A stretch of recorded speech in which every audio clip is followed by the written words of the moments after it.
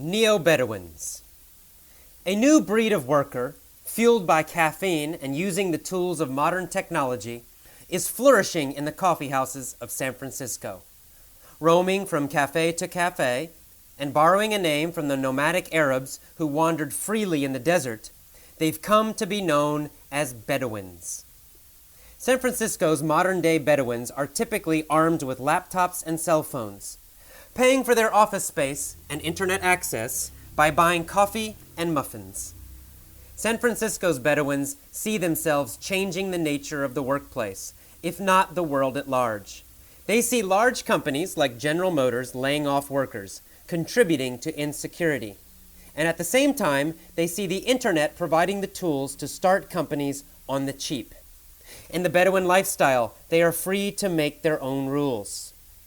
The San Francisco coffee house is the new Palo Alto garage, declares Kevin Burton, 30, who runs his internet startup, TailRank, without renting offices.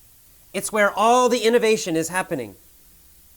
The move toward mobile self-employment is also part of what author Daniel Pink identified when he wrote Free Agent Nation in 2001. A whole infrastructure has emerged to help people work in this way, Pink said. Part of it includes places like Kinko's, Office Depot, and Staples. It also includes places like Starbucks and independent coffee shops, where Wi-Fi, wireless internet access for laptops and other devices, is available. The infrastructure makes it possible for people to work where they want, when they want, how they want, said Pink. Pink calls it Karl Marx's revenge, where individuals own the means of production, and they can take the means of production and hop from coffee shop to coffee shop.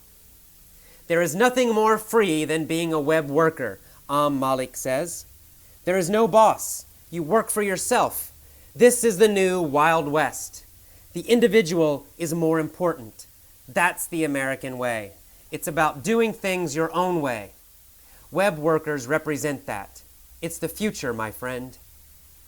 Ritual Roasters in San Francisco's Mission District is in many ways the epicenter of the Bedouin movement. Ritual, on Valencia Street near 21st Street, is almost always packed with people working on laptops. Every Bedouin seems to have a Ritual story. There's the time someone buzzed through the cafe on a Segway scooter. Ruby Red Labs, a hip web design shop in South Park, had its launch party there. Teams from established web companies such as Google Incorporated and Flickr, a photo-sharing site that's now owned by Yahoo, meet there. You'd never know these guys were millionaires, said Ritual co-owner Jeremy Tooker. As for why they're there, Sean Kelly said, I'm visiting with my friends instead of being locked up in a building in the South Bay. Using a cafe to run a business is nothing particularly new. Venerable insurance firm Lloyd's of London was actually started in a coffee house, Kennedy points out. According to the Lloyd's of London website, Edward Lloyd opened a coffee house in 1688, encouraging a clientele of ship's captains, merchants, and ship owners, earning him a reputation for trustworthy shipping news. This ensured that Lloyd's Coffee House became recognized as the place for obtaining marine insurance. Ernest Hemingway and F. Scott Fitzgerald wrote some of their best work in Parisian cafes. And in San Francisco, writers and poets of the Beat generation, such as Jack Kerouac and Allen Ginsberg, wrote in the cafes of North Beach. Café Trieste was among the most popular North Beach hangouts. To have a cappuccino, you come to North Beach, to Café Trieste, says Giovanni Papagianni Ghiatti, the founder.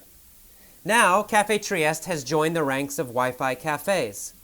It would figure that the one laptop in action on a recent afternoon belonged to an art dealer. A cappuccino for overhead isn't bad, said David Salo, 33. He struck out on his own 3 months ago and has yet to open a gallery.